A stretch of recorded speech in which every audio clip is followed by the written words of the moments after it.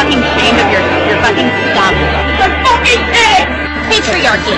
Fucking rape apologist, incest supporting, woman hating, fucking scum. Woman here! Patriarchy, fucking. You and your son and your everybody and your friends and your fucking men. Fucking scum. This is what men's rights look like. This is what men's rights look like. This is what men's rights look like.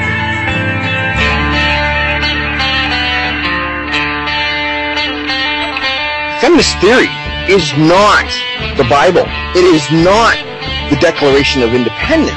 It is not the Charter of Rights and Freedoms. Damn right we target feminist ideology. Feminist ideology teaches nothing but hate and contempt for men and boys. Feminism must be like a psychedelic drug. I swear to God, because nothing they say is remotely close to reality. We're going to continue to call feminists out on their hate and bigotry, and we really don't give a damn if they like it or not. Well, you know what, feminism, if you don't like the rule of law, then don't be part of society. Go somewhere else. Blue Collar Red Pill, with your host, the One Dan Army, Dan Aarons, and Jack Nightrunner Barnes.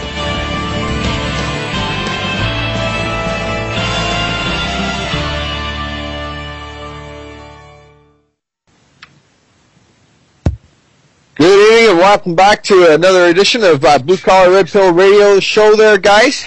Folks, how you doing this week? Tonight, we're going to have another guest on from the activism crowd. But first I want to, introduce my co-host there, Jack. Jack, how you making out tonight? You keeping her between the zipper lines? Yeah, man, I'm doing good. How are you? I'm a little tired. Fair to Midland, but halfway to Odessa. Yeah, I just want to let everyone know real quick. Go over and check out our Twitter account. It's the little @ BCRP Radio. And if you've missed any of our past episodes, you can check them out on Paul Elam's YouTube channel. And let's see, most of them are up there, not all of them. But yeah, that's about all I had to say, Dan. Well, all you got to say?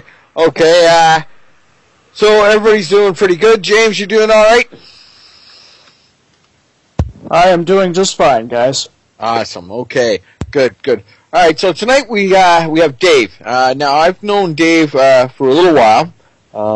He and I went through college together for paralegal. This is back in about 5 or 6 years ago.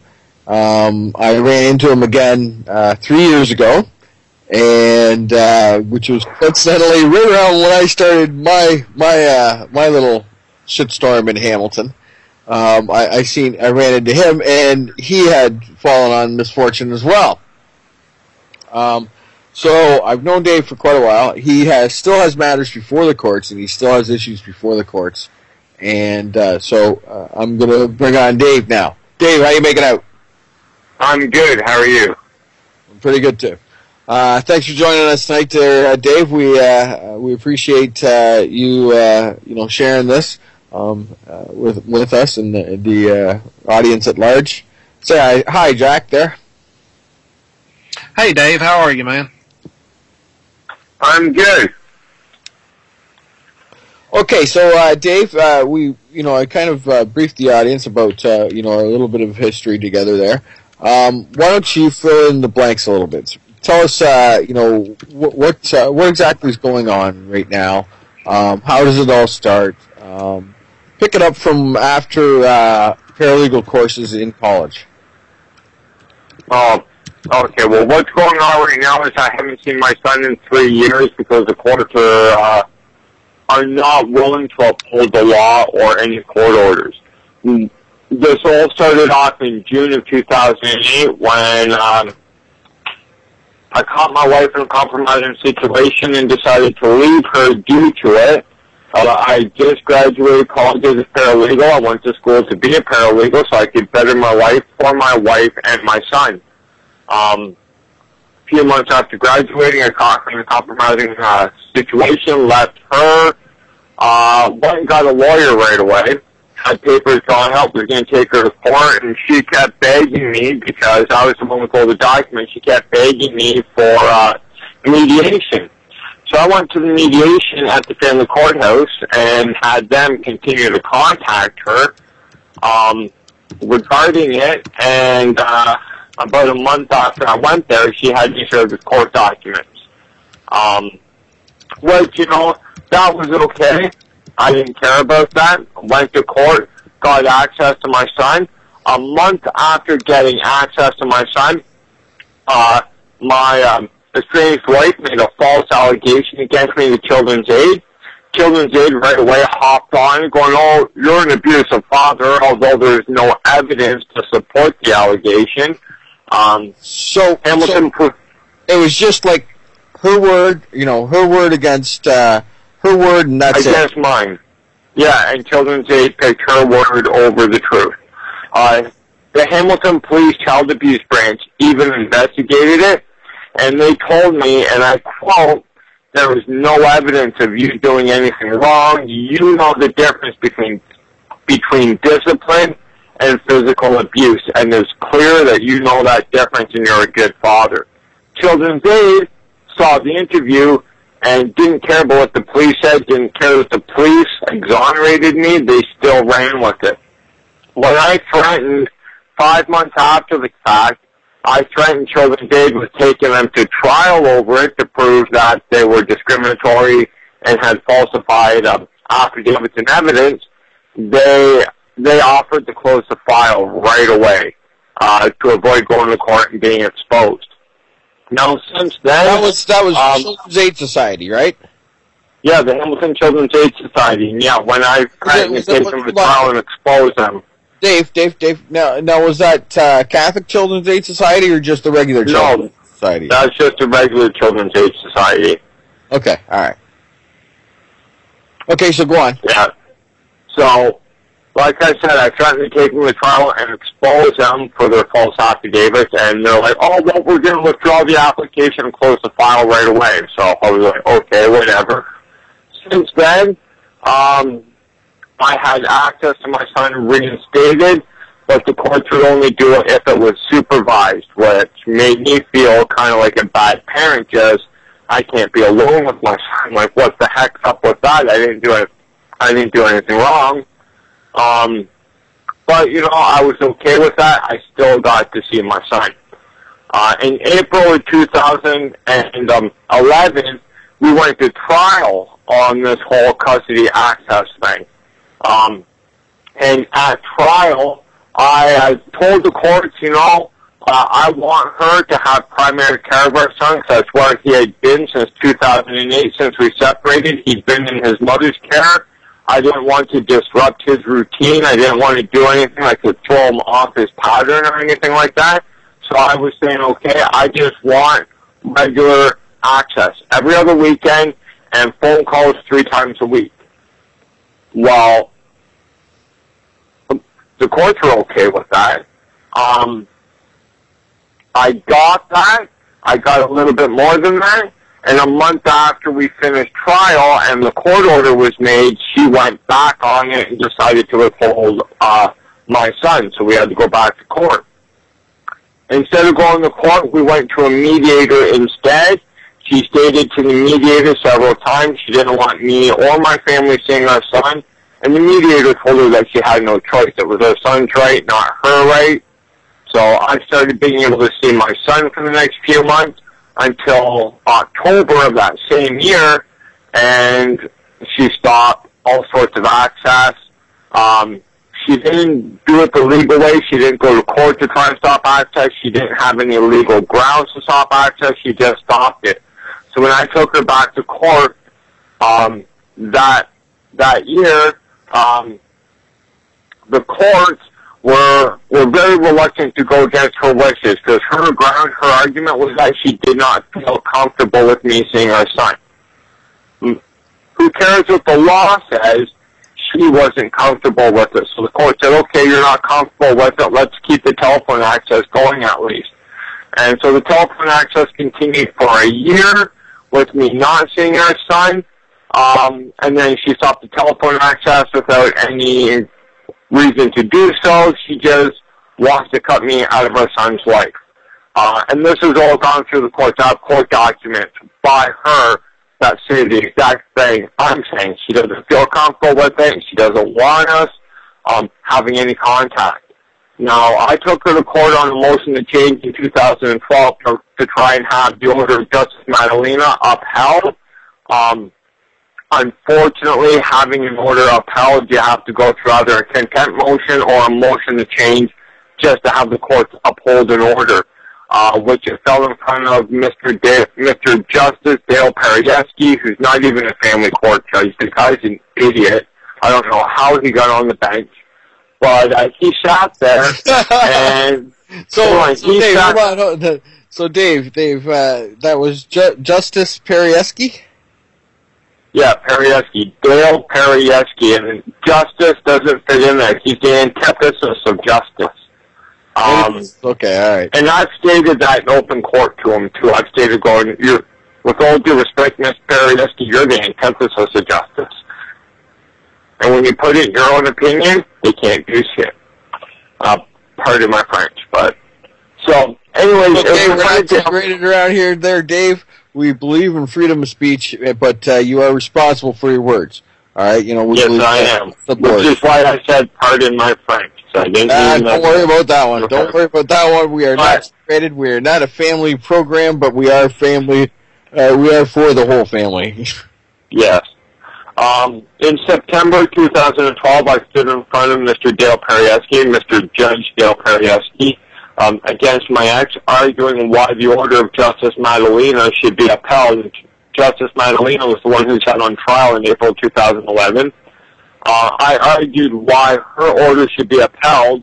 All my ex did was say, well, I don't feel comfortable with him seeing his son. So Mr. Perieski, at the end of the day, it was a full day, at the end of the day, he decided to reserve his judgment for 2 weeks. I got the judgment in the order. He sided with her feelings versus the law, the facts, the evidence I had in my corner. A judge in Canada is supposed to be a trier of the law and a trier of fact. Well, he brushed aside the law and the fact in favor of her emotions, which brought the administration of justice into disrepute right there. Denied me any and all access to my son, which takes me to present day, where I've been fighting ever since to try and have another trial going so that this can be heard in front of another judge, a more competent judge, and trial has now been put over to January, which will then mark 3.5 years since I've seen my son, and it'll be 2.5 years since I've even talked to him. And it's gotten to the point where even my mother and her husband had to sue my ex-wife for access to my son because she doesn't want me or anyone in my family seeing my son. So that's my story in a nutshell. So it goes the effect of your ex being I'm going to be polite about it and say nasty bitch. The effect of her being a nasty bitch goes, beyond you, to your. That's really polite. Yeah, it is. But that goes beyond. It's actually abusive. I believe it's what is it, Reeves versus Reeves or Reese versus Reese? When you, either slam or deny, the existence of the other parent. Is the case. What it is parental alienation. A world-leading child psychologists have all come together from Sydney, Australia, to Berlin, Germany, to London, England, to Paris, France, all around the world. Even Toronto, New York, Los Angeles. Child psychologists have all said parental alienation is a form of child abuse, which makes my ex-wife a child abuser. Yeah, but Dave, yes, I agreed. But what I'm saying is that the case law, I believe the Ontario case law, is either Reeves versus Reeves or Reese versus Reese. But I think it's Reeves versus Reeves. There's only so much case law can do. That's but if it's already been upheld, then that would put Palliaski. Oh yeah, if that would put Palieski in contempt or in contradiction of higher court. What it does is mean that he's brought the administration of justice into disrepute by going against what a fellow judge has already ruled. A superior court judge cannot overrule a fellow judge. That's what I was trying to get at. Yeah. He's brought the administration of justice into disrepute. Now, Dave, you've been around the block in the courts for quite a bit. You kind of have represented yourself. Have you not? Yes, I have. So you put your education to good use, as have I, over the years. What are some of the things that you've managed to? What are some of your experiences that you've had in court? What was the biggest slap in the face? Biggest slap in the face? Bottom is Cheryl Lafreniere, who's another judge in the Superior Court Family Branch. She discriminates against men. If men are in court against, let's say, their ex-girlfriends or their ex-wives, the man's already lost before he's even stood up and made an argument. Cheryl, he's already lost. She's another judge who has brought the administration of justice into disrepute. I've been in court before her and she has argued a moot point that had nothing to do with the motion I stood in front of her on. I'd written my ex-wife a letter encouraging her to start abiding by court orders, or I was going to take her back to court on a motion. I had made mention in that letter that I was going to exercise my legal right pursuant to Section 136, subsection 2 of the Ontario Courts of Justice Act, and audio recorded the court hearing in order to supplement or replace handwritten notes. I didn't do that. Unfortunately, my audio recorder didn't have batteries in it on the day in question, so I couldn't use it. And I stood in court, and although that was not a matter that was argued in court at all, after the motion, Cheryl Lafreniere decided to argue that, in which I pointed out to her that Chief Justice W.G.C. Howland had already issued a practice directive in 1985 that gave parties and lawyers representing parties the right to record court hearings in order to supplement or replace handwritten notes. She pointed out that the Courts of Justice Act was revised in 1990, therefore it canceled out the practice directive, on which I said yes. But the only difference between the pre-1990 revision and the post-1990 revision was that the section of the Ontario Courts of Justice Act I was relying on was Section 146, and after 1990, when it was amended, it was now Section 136. She looked at me and told me I didn't know what I was talking about. The law did not say that. And then I was completely wrong, and that if I tried to argue my right to record a court hearing in front of her, she would hold me in contempt of court. So when was that exactly? What part? With Fournier, when you were arguing for 136.2b of the Courts of Justice Act. Yes. When was that? What was the date? December 22nd, 2011. I remember that. I still have that old doc. Oh, believe you me, I'm taking this just to the washers. Because the Canadian Judicial Council won't do anything about it. I'm now taking my complaint to a couple of Canada senators, as well as to the Human Rights Commission at the United Nations, because this is human rights abuse. All right. Well, no, it's odd because I had argued that before Justice Speyer, courtroom 304 at the Sapinka Courthouse on October 8th, 2010. You know, and she upheld it, and so it's odd that the Frenier would go against there. This is kind of common. This is a well-known, well, it's a little-known law in the Ontario courts, and it's 136.2b of the Courts of Justice Act there, folks. What that has to do, or what that deals with, is the right to record proceedings if you are a lawyer, a party acting in person, or a journalist. Right. Dan, can I cut you off for a moment? I have it right here hanging on my wall right now. I wouldn't. We don't need to get it. We don't need to get it spot on perfectly there, Dave. The reason being is that we're just going with the common layman here. This is blue collar red pill radio, right? We're blue collar workers mostly, and red pill wake up. This is the horse crap that's going on in the family courts and the criminal courts too. So what they're doing is breaking their own laws. Okay, the Courts of Justice Act is how the courts are supposed to act. Now, 136.2b deals with your right to record, and they're routinely trying to deny people that right and dissuade people from invoking that right to record to supplement their notes. Now, there are two exceptions, and that is in the case of child abuse and I believe it's sexual assault. And I believe that you can still make a special application, but again, it's just for supplementing of your notes. And to make your... There's actually nothing under the law that prohibits you from recording your court hearing if it's to replace handwritten notes or to supplement handwritten notes. There is nothing under the law that says you cannot do that.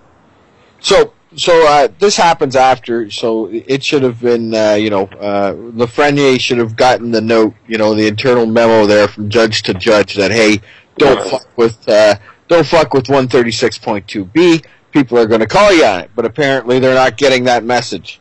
It was pretty astonishing. My personal experiences was the one day on what was it? It was August 13th, 2010. That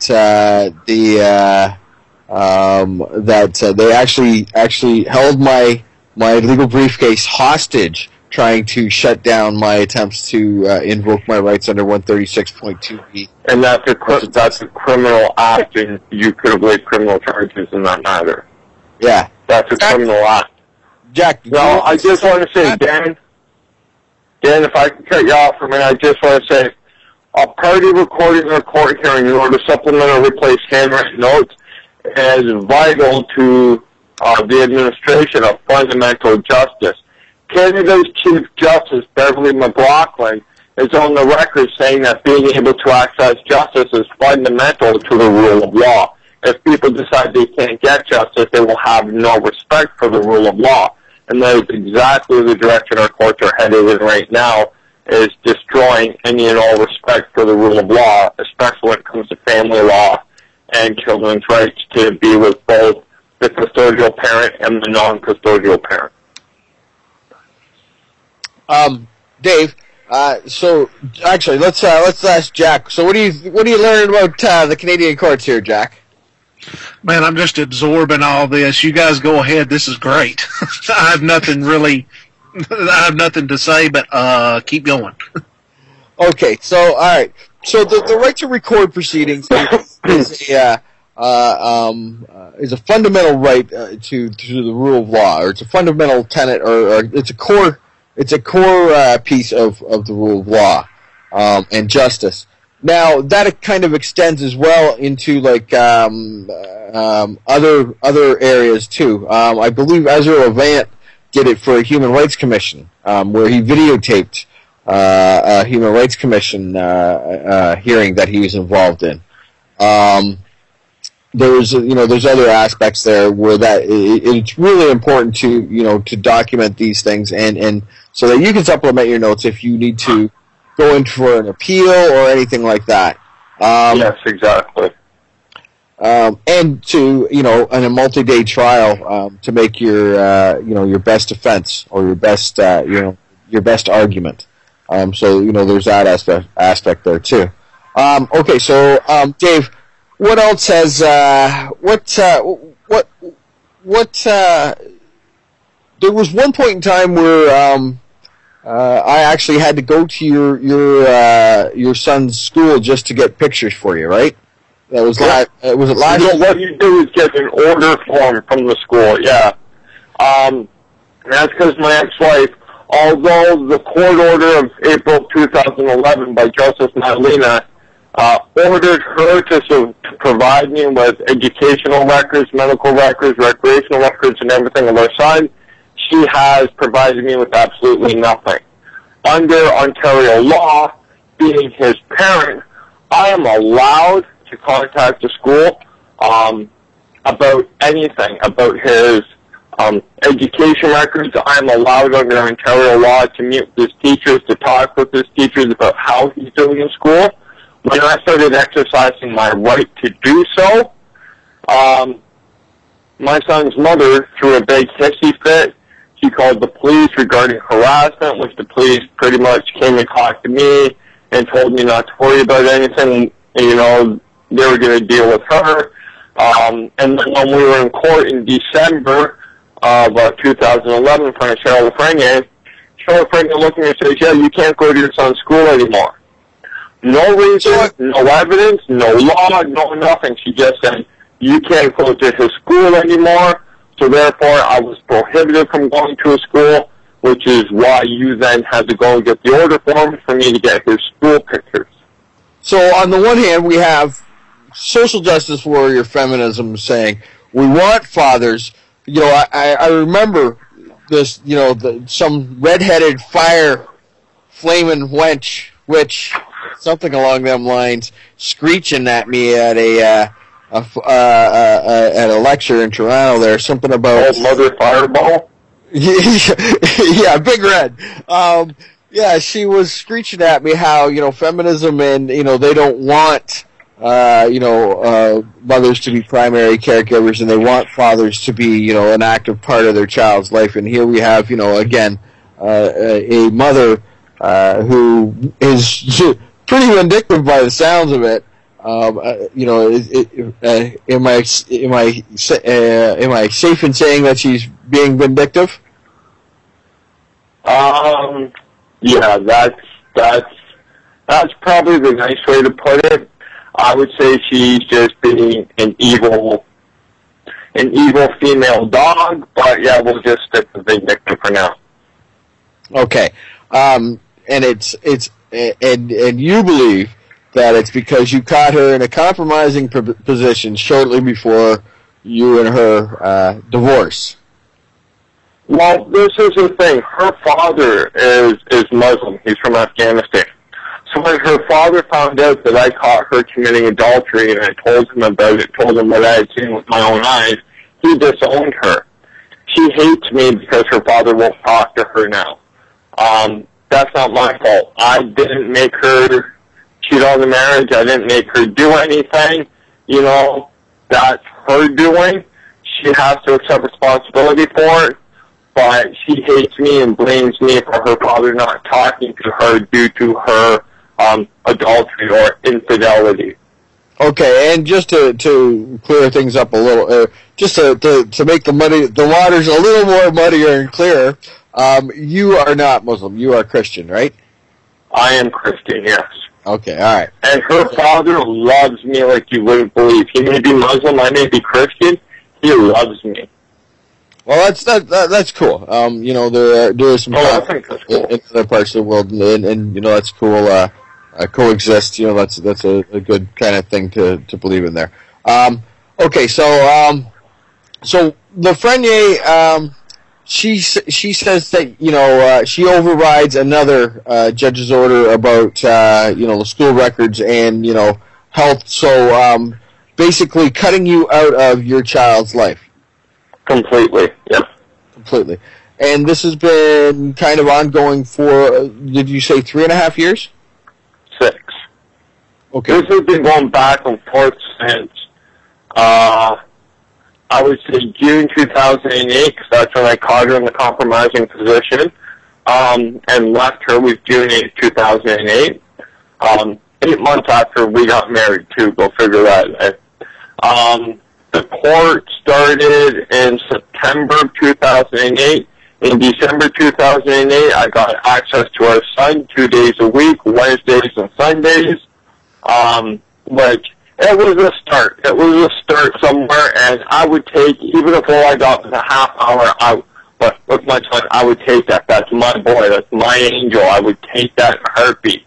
But a month after that started, she falsely accused me of choking our son, of which there was never any evidence to support that allegation. And like I said, the Hamilton Police Child Abuse Branch, I believe it was Detective Bill Davidson or Bill Richardson, something like that. He's the one who told me after interviewing me in front of a witness, he's like, there's no evidence here whatsoever to say you abused your son, and you clearly know the difference between discipline and abuse. I have no charges for you. Okay, so then this all stems from, you know, what your ex believes or feels. There's no facts, there's no evidence, there's just feels involved. And yeah, it's just feelings, just emotions. And she has an axe to grind with you because her father won't speak to her because she committed adultery. Yes, that's it. And adultery is a crime in Canada, is it not? Pardon? Adultery is still a crime in Canada, is it not? Actually, no, since 1985 when the Divorce Act was amended, the Divorce Act, up until 1985, the Divorce Act in Ontario stated the only reason you could get divorced was on the ground of cruelty or adultery. In 1985, the Divorce Act got amended to include a no-fault divorce on the grounds being separated, of living separated apart for 12 months. Hold on, I'm getting to that. So in 1985, adultery was decriminalized.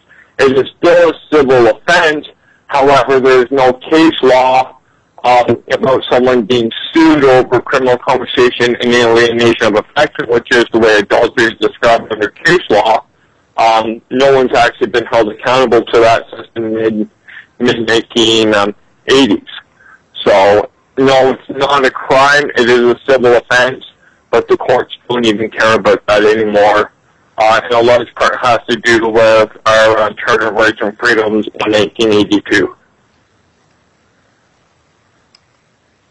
I thought it was still on the books. No, you can look. It's not there anymore.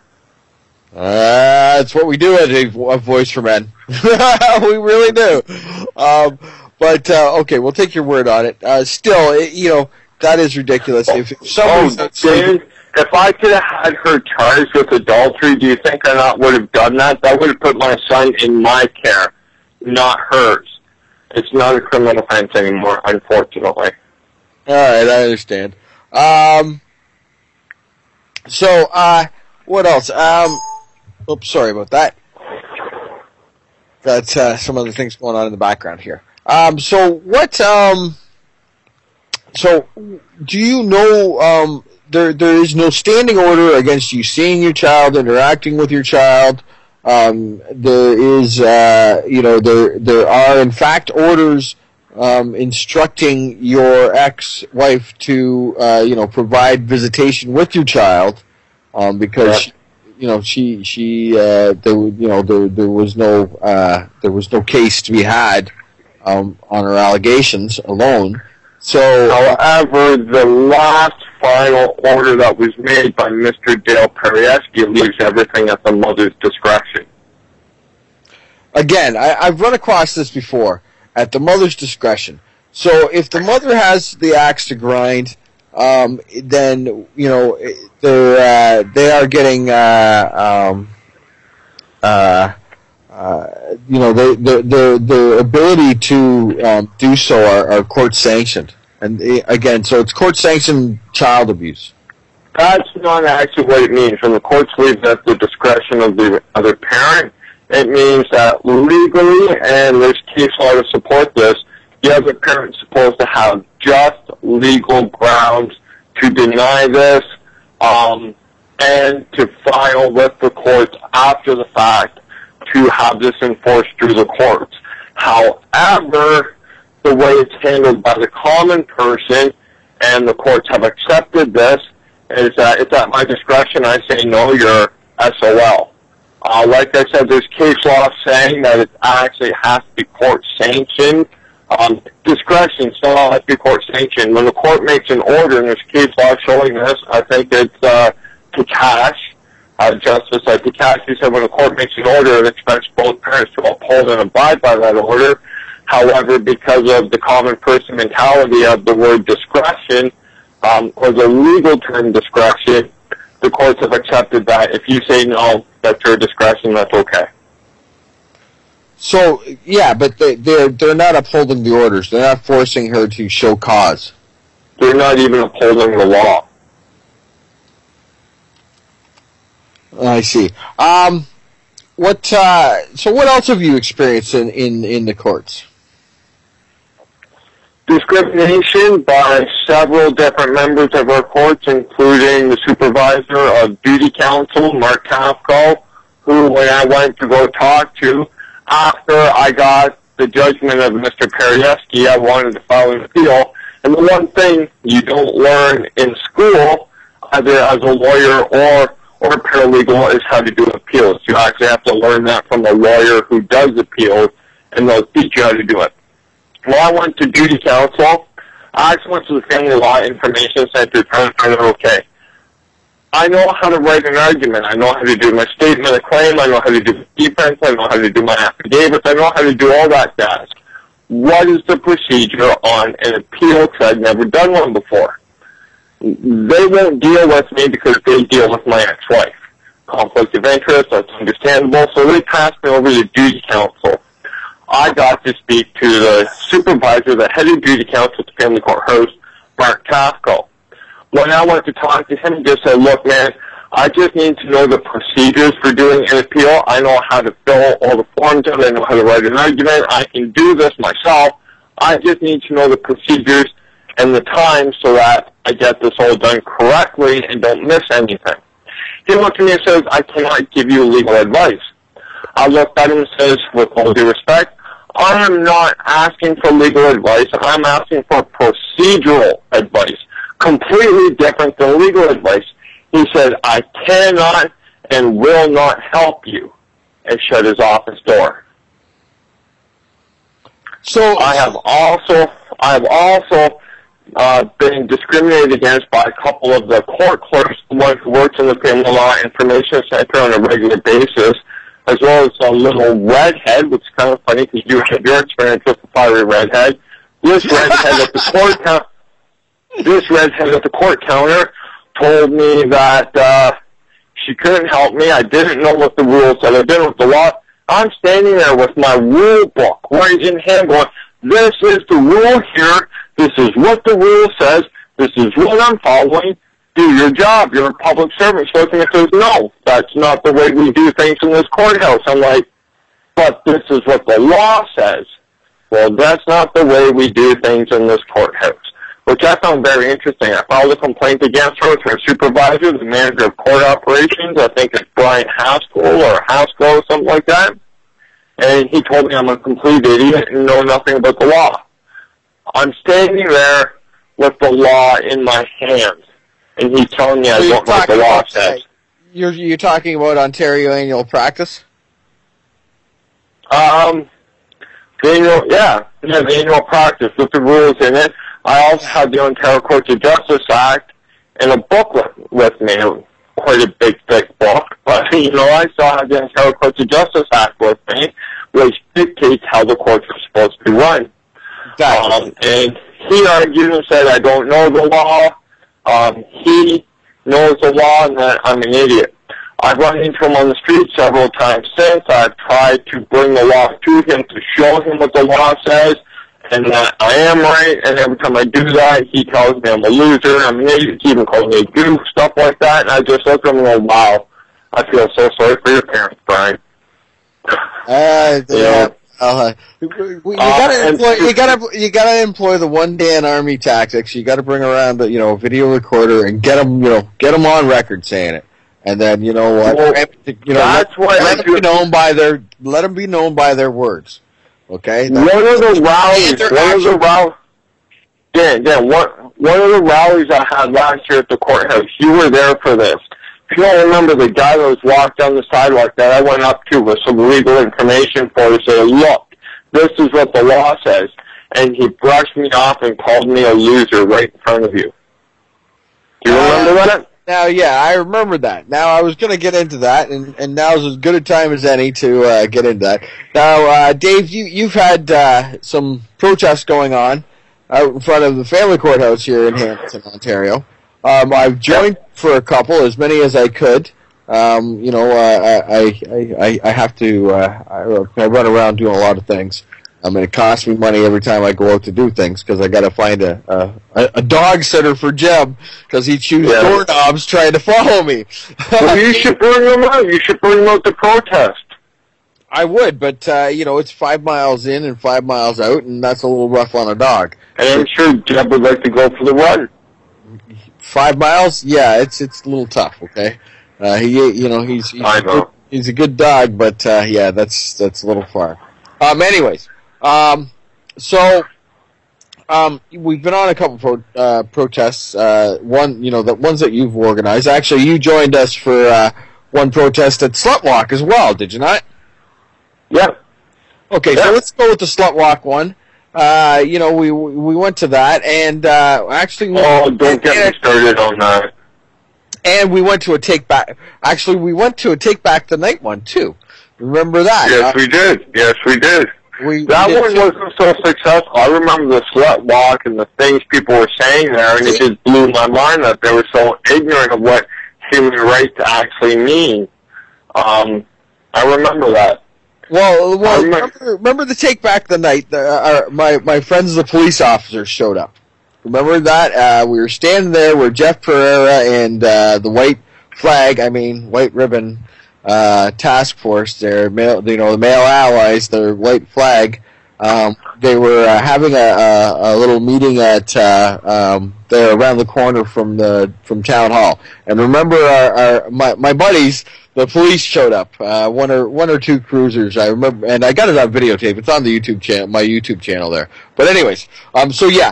And when there wasn't much interaction going on, I just kind of put the little 5x7 cards, which showed parity in sexual assaults, on the windshields of pretty much anybody who would have been attending that Take Back the Night rally.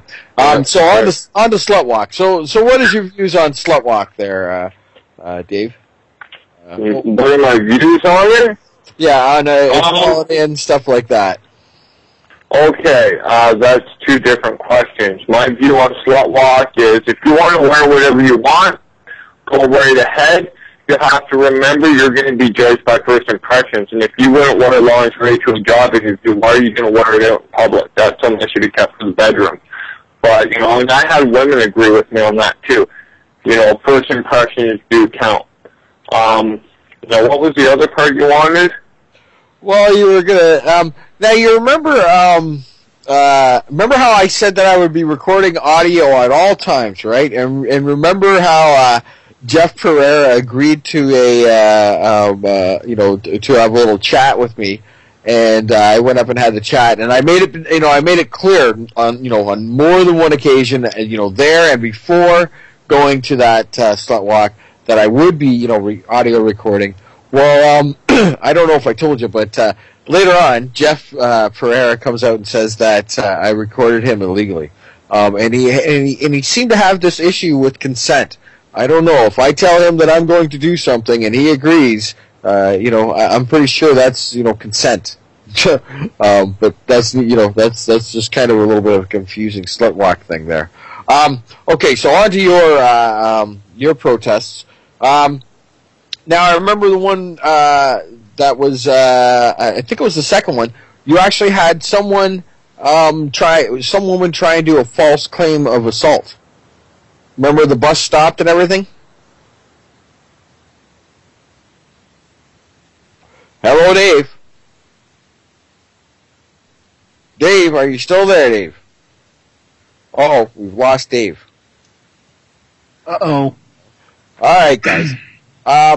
We're trying to get him back, but we lost Dave. He dropped there for a second, but we lost him. How? Hello again. Hey, Dave, there you are. Oh, we lost you there. Yeah.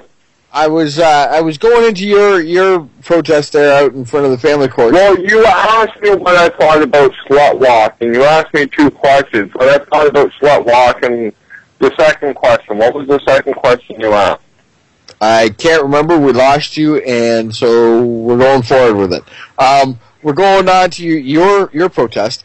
I think it was the second one. Frankie, our mutual friend Frankie, was there, and that there was a woman who tried to do a false allegation of assault or something, harassment or assault or something. Against who? Can't remember whether it was you or Frankie. Okay. I know my ex-wife has tried to accuse me of things, which has backfired on her. However, the courts have still decided with her, even though her allegations are false. And the courts have even made note of her allegations being false, and they still side with her. No, this was a protest of yours out in front of the family courthouse. And the bus actually stopped and waited while the police were called, and they rolled up on their bicycles. I'm thinking it was like a September protest. Oh yeah, I remember. I know exactly what you're talking about. Yeah, a bus didn't stop, but I know that there was about 5 police officers on mountain bikes that all rolled up to the courthouse. We were out front of the courthouse just holding signs saying children's rights are human rights, fathers' rights are human rights. Let's uphold human rights here. Let's uphold children's rights, and unite children with family. All these different signs all about children's rights and so on. And this woman walked by and she argued how fathers should not have rights to their children. It's unwarranted. Children don't need their fathers, yada yada. And there was a bit of an argument happen. I remember she walked up. I forget if it was me or you, but she put her hands on her chest and pushed us back. I believe it was me because I took a step forward, and that's when she looked and says, "I'm going to have you charged with assault if you come towards me." I'm going, "Excuse me? I'm taking a step towards you to talk to you here." She started yelling. There was 5 police officers on mountain bikes, and one of the special constables, which is nothing more than a fancy term for our security guard who worked at the courthouse. But a special constable, they were standing out there. They had all witnessed this. When I said I wanted charges pressed against her, they laughed and went inside the courthouse. Yeah, I remember that. Now, there was actually video evidence, and the police didn't care about that. They just kind of went, well, we can't charge you, but, because I think they were actually afraid of the video evidence. And there's actually the internal video evidence of the at the courthouse itself. Yeah. So she was the one who assaulted us, but the police were not going to do anything about it because, hey, she assaulted us. Now, if we had done anything to her, we would have been handcuffed and thrown in jail. But because it was her laying her hands on me, the cops were like, yeah, whatever, we don't care. Yeah, that's exactly how it seems to be. Then again, you have to remember, the Hamilton Police Service is known as one of the top 2 most corrupt and discreditable police services in the province of Ontario. We have officers getting away with drunk driving while off duty, murdering suspects, beating up a suspect in a botched raid. Justice Doug attached to the criminal courts is found evidence of a cover-up of the Hamilton Police Service. So yeah, we have one of the most corrupt police services in Ontario, if not the most corrupt. Yeah, it is kind of interesting and dodgy in Hamilton. Considering that we have 39% of the population, so it would stand to reason that probably 39% of the police force is in Canada, and we rank pretty high in the corruption area of things. We're in the top 2, and that's. I have family and friends in police foundations, and that's what they're taught. It's us and either Peel or Durham. It's us and either Peel or it's Durham. But we're the top 2 most corrupt police services in the province of Ontario. In the country of Canada, we probably rank amongst the top 4, maybe 5 most corrupt police services. Yeah, we do have some all-stars. Ryan Tosher comes to mind. Aaron Ashuki and Francis D'Souza, Kimberly Walker. Do you want me to keep going naming officers here? Because I can name officers that have violated their oath of office, contravened my constitutional rights. I'm thinking about David Dole, who is, the poster child. He is currently up on, I think it's like 14 charges, insubordination, sexual, porn on his police computer, using CPIC, which is like the name, how they cross-reference your name in the police computers for his own personal gain or personal use. So he was a real great guy, and he was in charge of quality assurance at Hamilton Police Services. And can you take a look at our chief of police? When he was a police officer in Toronto, he was known as Glenn Don't Care. Since he became chief of police in Hamilton, he has upheld and proven why he deserves the moniker as Glenn Don't Care. Because he doesn't care about the law or about his job, he just cares about a paycheck. And that's all he cares about. There is that. He is known as Chief Don't Care. That is true. Now, what else is going on? You're looking for, you're back in the courts in January, so coming up again in January 2015. Yeah, I'm on trial sitting starting January 4th. And that is the appeal courts of Ontario? No, that's just the Superior Court. I'm going to be taking it to the Court of Appeal next. Now that I know how to do appeals, although I didn't learn how to do them, like the procedure and everything, until after I was past the limitation date, I do know how to do them, so if I need to do them, I will be right to the Court of Appeal within the first 2 days afterwards. What I can say, unfortunately, you got to do the song and dance in court. Our family courts are known for being discriminatory. In 2011, our Department of Justice released statistics on Canadian courthouses as recent as 2009, and the Hamilton Family Courthouse happens to be the most corrupt and unlawful and discriminatory courthouse in all of Canada. Whereas, if you look under, let's say, the Children's Law Reform Act, it gives both parents equal rights and responsibilities over a child. The Ontario Family Courthouse, every year, 98% of custody goes to the mother, 2% goes to the father, which is a direct violation of the Charter of Rights and Freedoms. It makes us all equal before and under the law, and also openly violates the Children's Law Reform Act when it says that both parents have an equal right and responsibility to a child, as well as various other family-related legislation. Now, isn't Chief Supreme Court Justice Beverly McLaughlin, is she not on record as saying that they know the family courts are broken, and yet they're still not doing a damn thing about it? Like I'm just looking here to see where that is, because I'm looking at this. You know that little paper I did, the 2-page paper I did on some of the statements judges have said? I'm looking here. Yeah. Justice Beverly McLaughlin has said that the Canadian courts are completely broken and need to be fixed immediately. She was addressing the family courts when she said that, and nothing's been done. But that's not surprising. If you go back to December 5th, 1992, Justice Mary Lou Donato, just before she was appointed to the bench as a judge, wrote a paper to the Advocate Society meeting that was held in the Bahamas. It was entitled Family Law Litigation, a Contradiction in Term, and she said the exact same thing. Family law in Canada is completely broken, and we need to fix it immediately. And that was 20 years ago. Justice Beverly McLaughlin is just repeating what we've known for 2 decades, if not longer, and nothing has been done to fix it.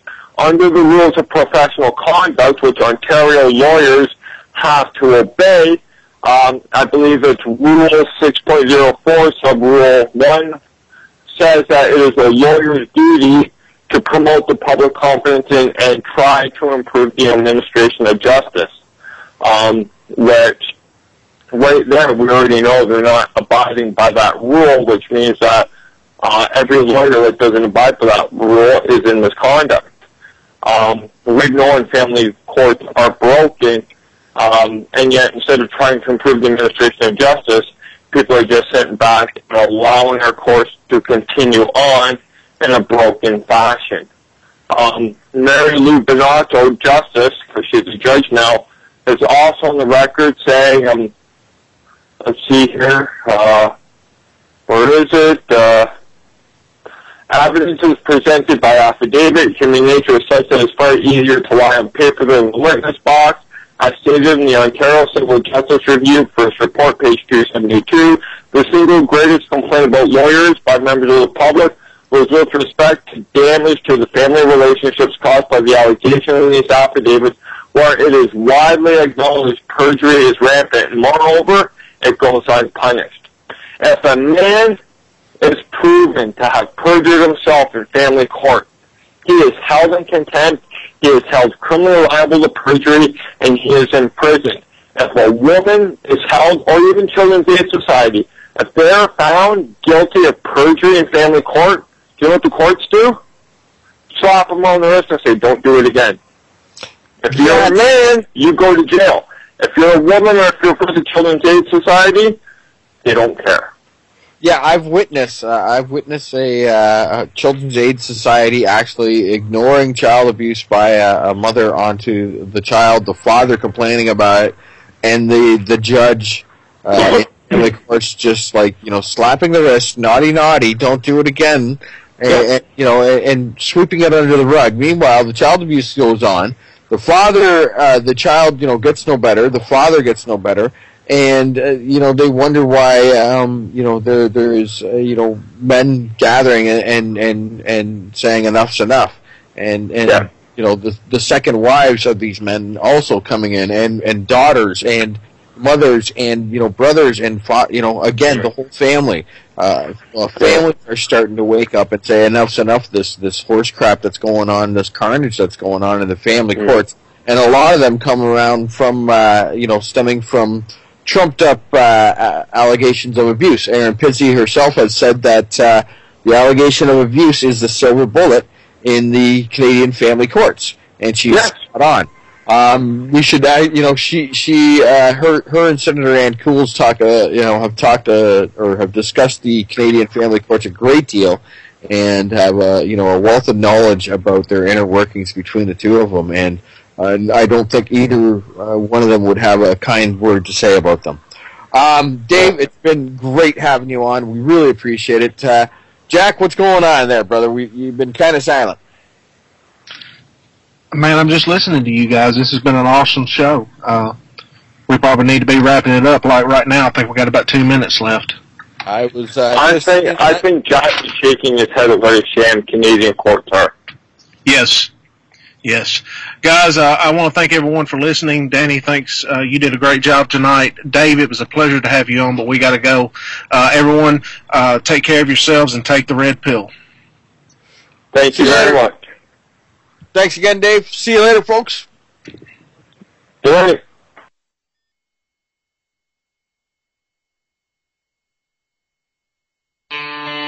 Dan and Jack hope you have enjoyed this episode of Blue Collar Red Pill.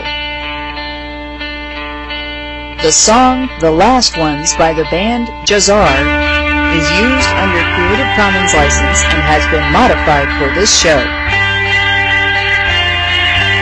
Please visit antinassembly.com and avoiceformen.com for more information on the men's human rights movement.